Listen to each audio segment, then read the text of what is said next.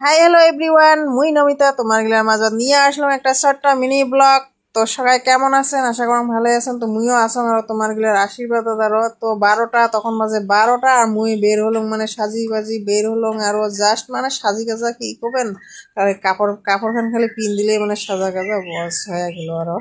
তো মানে তখন আর 12টা আসিল রবিবার আর কি। তো গরু সরু যে সেমাত হয়েছে দুপুরি তাল টংটঙা রোদ নাগে কপালত।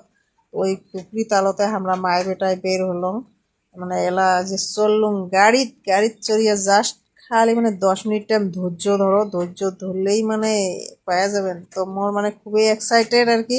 তো মুই গেছিলাম আর কি বাড়িত। আর এই যে মোর বেটাক দেখো আগের দিনের যে সেই জ্বর একদম, আর যে ঠান্ডা না দিলে মানে না খালে হবারে নাই, মানে বরফের মতো ঠান্ডা। ওইটা নিয়ে ঠিক তো চললুম আমরা বাড়ি। তো বাড়িতে এই যে গাড়ি থেকে নামলং, নামিয়ে এই যে রওনা দিলাম রাস্তা। তো মানে বাড়ির রাস্তা ওইটা।